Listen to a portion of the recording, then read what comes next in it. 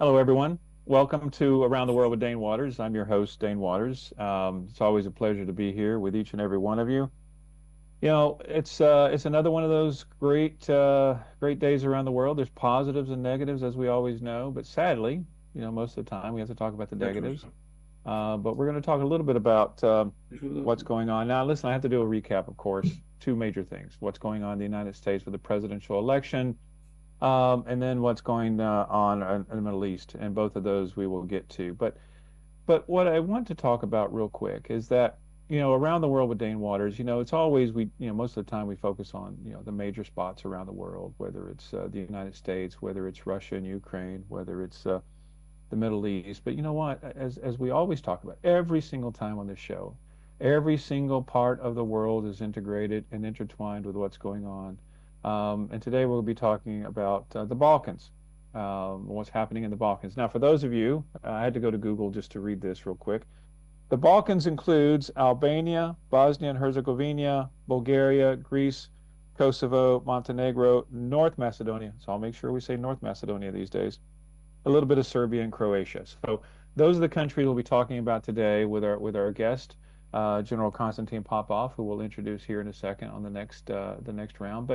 But what's happening in these countries and in this region is just as important. It's just as important as what's happening in your backyard, as what's happening in Russia and Ukraine, what's happening in the Middle East, because every little piece of this planet matters.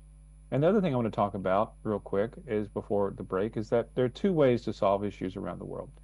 There is diplomacy, and then there's through military might. Now, we hope, as the old saying goes, we hope for the best, but plan for the worst. The reality is we always hope that diplomacy will work. But as we're sadly seeing around the world, diplomacy is not working like it should, which is why, sadly, there's more conflict. And on this show, I've had several generals to talking about it. And that's because, the generals, like General Popov, who we'll see here in a minute and talk to in a minute, they're on the front lines. They literally are on the front lines helping us in the world defeat evil and to ensure that freedom and democracy prevails. So we'll get to that shortly.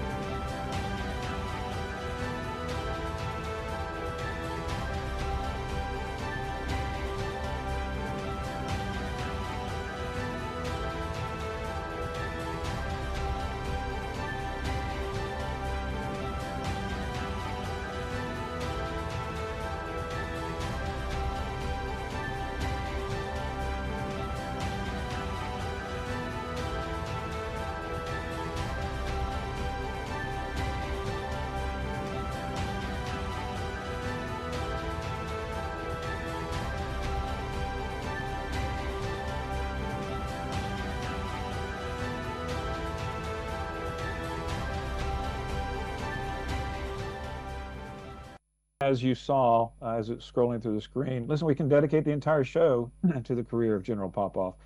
An amazing, amazing individual. Excuse me, Sam, I'm all choked up now. See, I can't even talk. Um, but no, General Konstantin Popov, he's a gentleman that I've known. I've been honored to know and have in my life. An amazing individual. We have an organization called the Humanity for Freedom Foundation in the Balkans that he supports and helps when possible. It's all about fighting authoritarianism and ensuring that freedom and democracy around the world prevails. But General Popov is a gentleman who has been on the front lines. He understands what it takes to win. And as we all know, the world is in turmoil. So we're going to spend the next 45 minutes, 30 minutes talking about with General Popov about what's going on in the Balkans and how all that relates to the round world. So welcome, General Popov. Thank you for being here today. Morning, Dane. Well, let's get started with the basics. So, can you give us an update about what's happening in the Balkans? Is Russian influence a problem in the Balkans, and just give us some thoughts on what do you think we can do to counter that. Oh, so you presented myself and my CV, and I saw that I'm quite fluent in English, but I should mention that I haven't practiced, so my English is a little bit rusty. So I hope you gonna understand me. But specifically speaking about the Balkans, as you said, it's a complicated region. It looks like a puzzle with a lot of small pieces. It's difficult sometimes to put all of them together to get the big and sunny picture, hopefully. So a lot of influence during the centuries from the great powers in Europe, from Russia, and a lot of conflicts and wars determined our history. So we're like a mixture of different languages, religions, alphabet, culture, but we have to live at the same time on this beautiful place, like we say Balkans, but Balkans, I believe, it's a little bit like a political term which express the tensions, the love, everything what's happened here, and the importance of the Balkans to the Europe, because if the Balkans are destabilized, it affects Europe. So coming back to your question about Russian influence, of course, historically, Russia always tries to influence the region, the specific countries, to oppose one country to the other.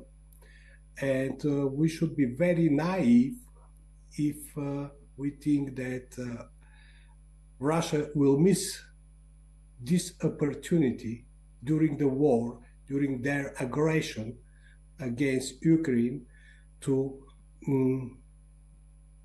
destruct the policy, to destabilize the region.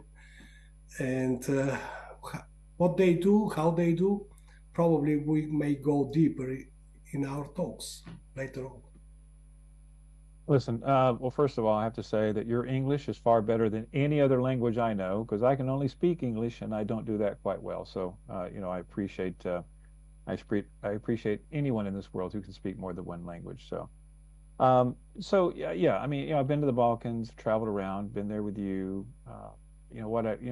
When we talk about destabilizing a region, one thing that we spoke on this show last week about was how Russia is getting more active in Africa, in countries like Nigeria, and how they're working to destabilize it.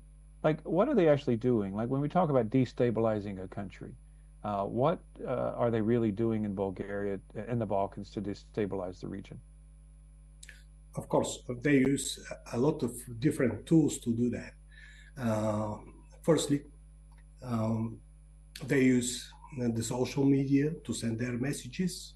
The messages are, how to say, very well prepared, sent according to the specific groups of people.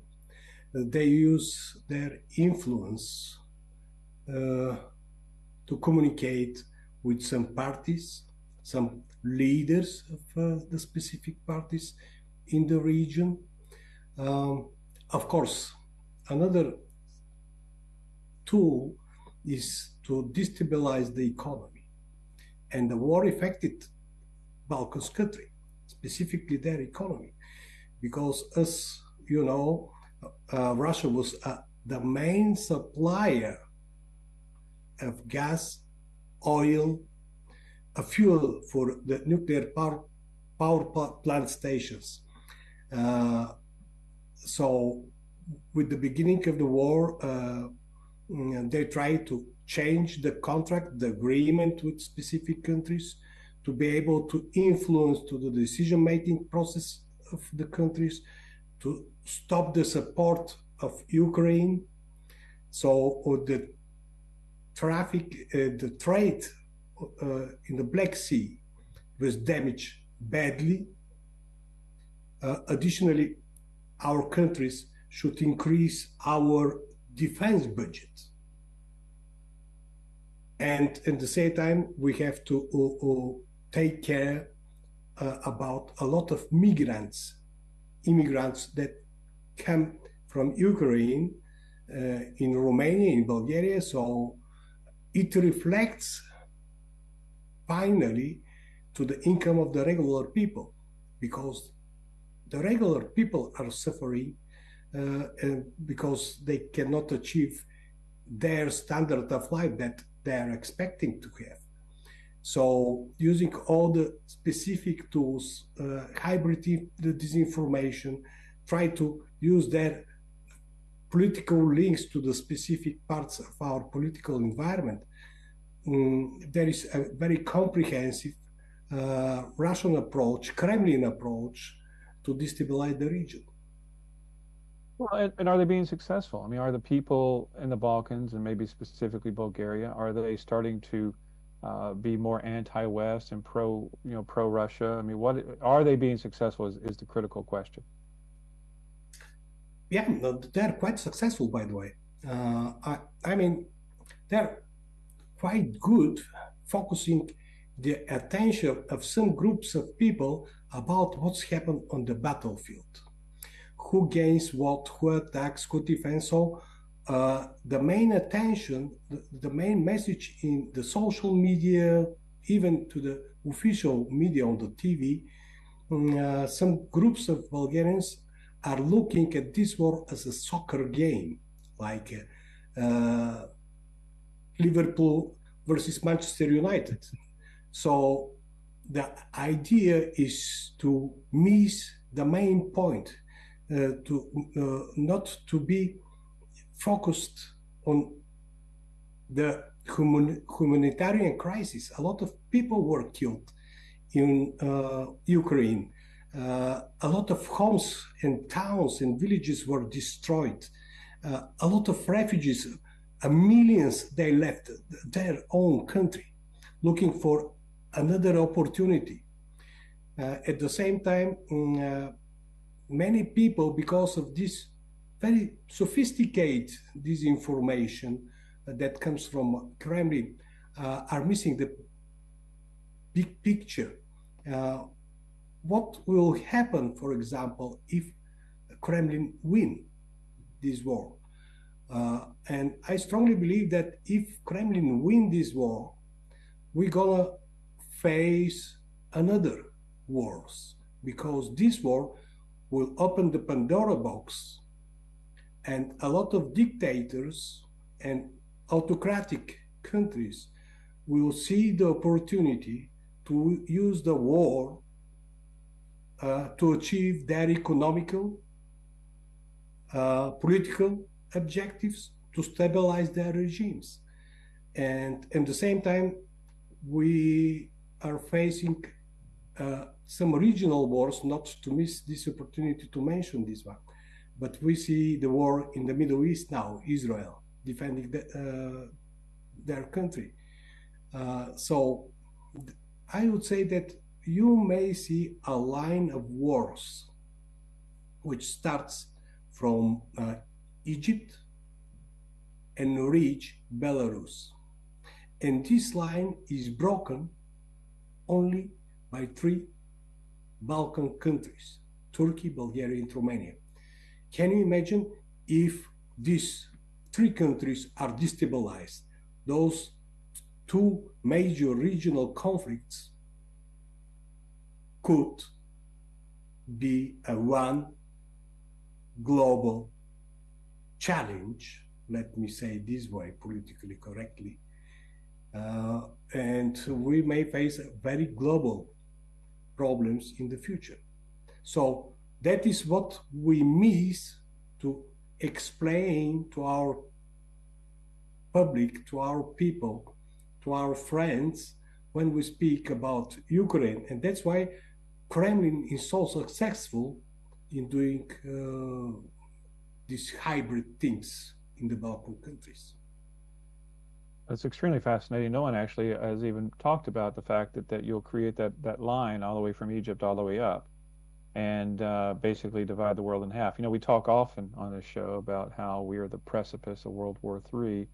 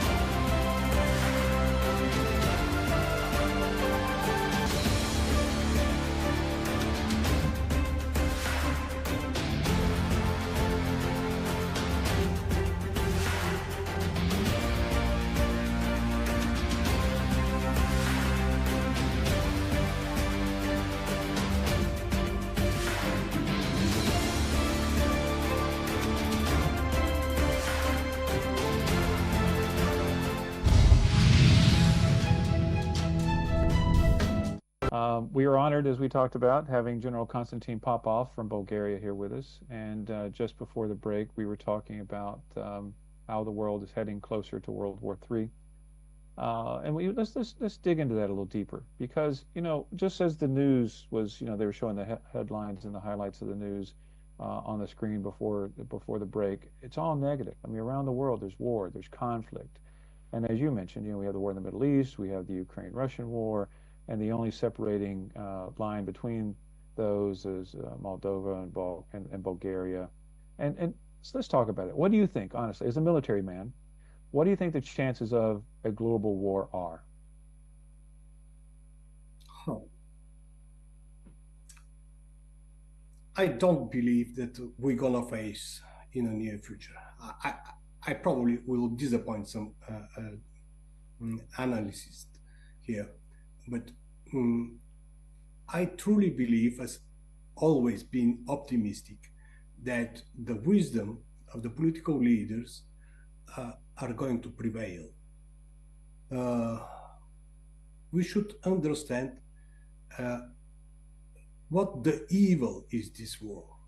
And the evil to start the war is even worse.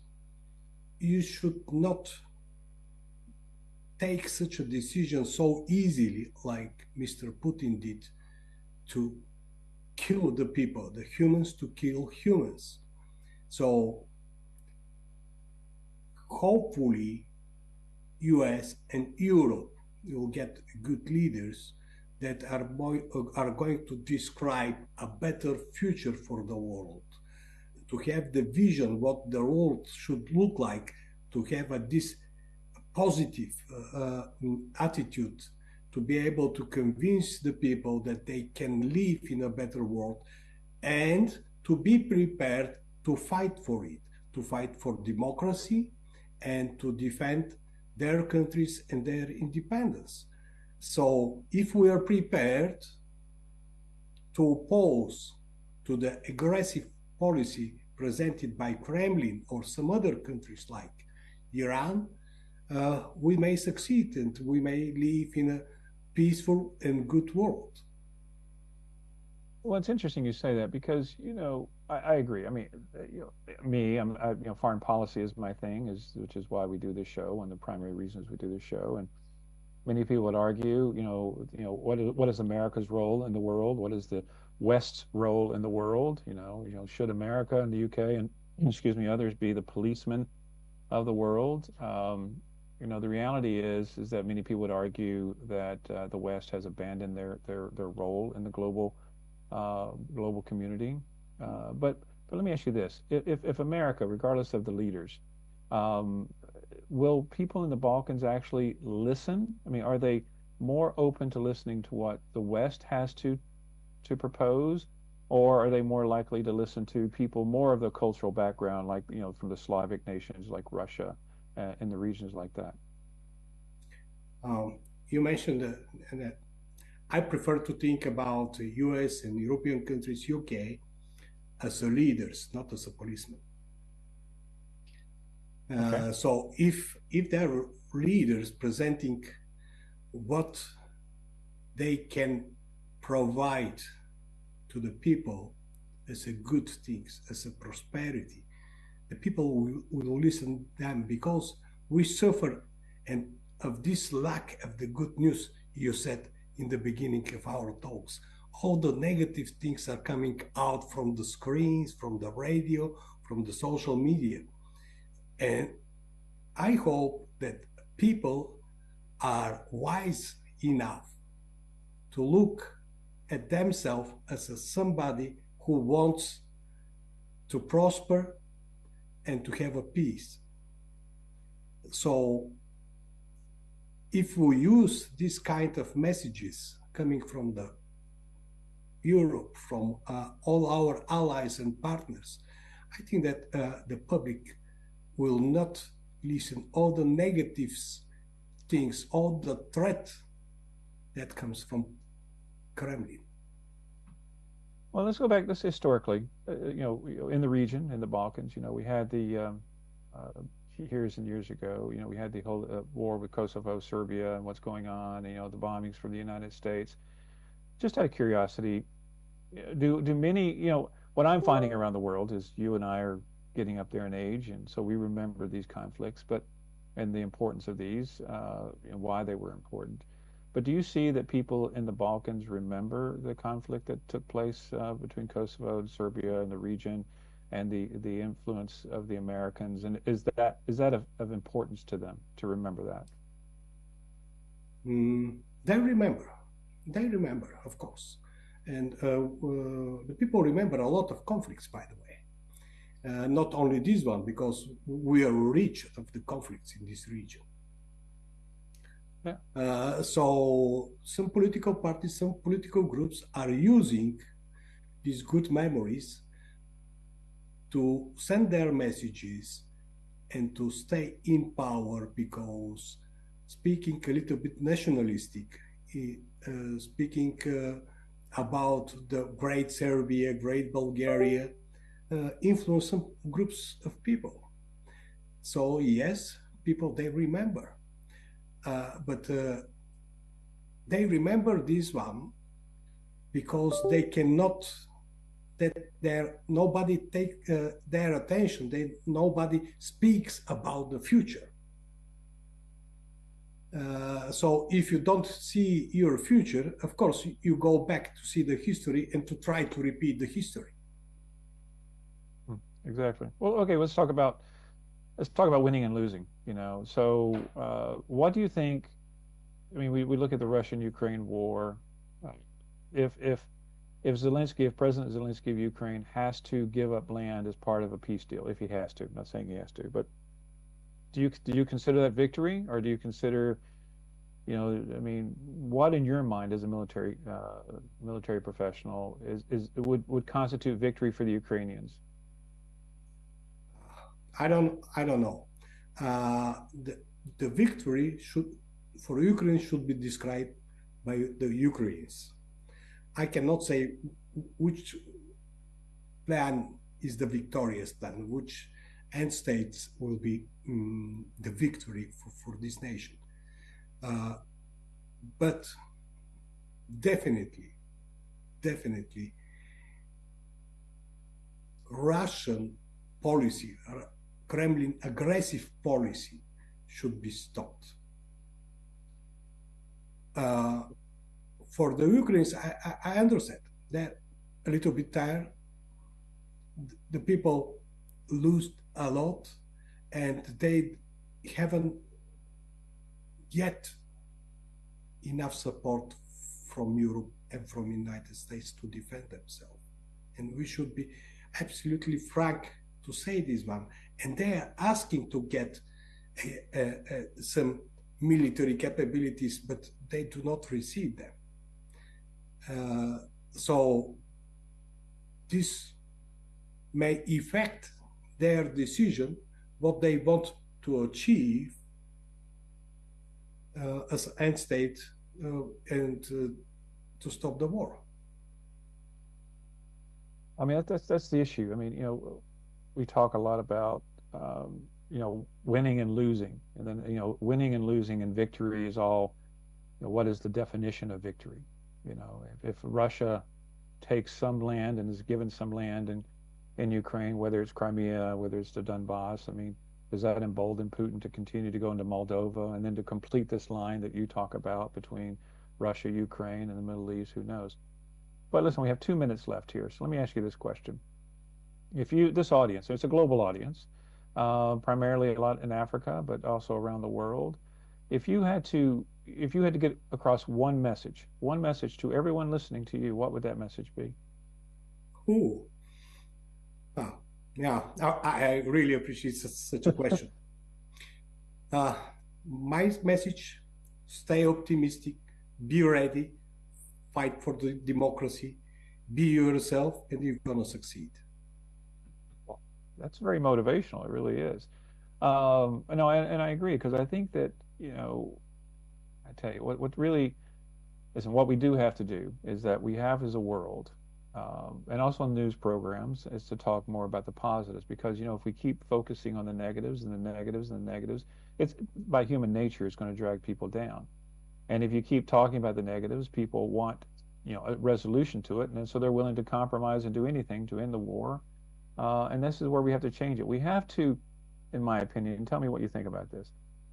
We collectively, not just Americans or Brits or Bulgarians, but we collectively must help people understand why, what are the benefits to victory?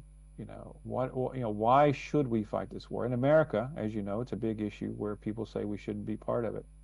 But do you see, I mean, if you had to say, how on a scale, I'm going to put it this way, on a scale of 1 to 100, victory in Ukraine, victory being basically defeating the Kremlin, how important in our lifetime is defeating the Kremlin in Ukraine? You're not an easy guy. I I have can't to make it admit totally this. easy for you. uh, I will take the risk to say like 80, 90%. 80, 90. It's crucially important to prepare our world and to live in a world where the conflicts are about ideas, not about using the weapons killing the people. Oh, I agree. I agree. I mean, and then we have Putin. Listen, I would argue a lot of it has to do with his ego and his legacy that he wants to do more to just restore the previous, the Soviet Union. And I mean, that's what's happening. We're seeing most of the authoritarians around the world, whether it's North Korea, whether it's Putin, whether it's China, they're acting out of ego. And human nature is human nature. It's hard to, if people have their mind set up to do something, they're going to do it. Well, listen, it's been a pleasure. As always, it's great seeing you and talking to you. We don't see each other enough, so that's why I have to plan my trip to Bulgaria to see you. So, but anyway, thanks again. And thanks again for being here around the world with Dane Waters. Next week, actually, I will be in Ukraine. We'll be broadcasting from there.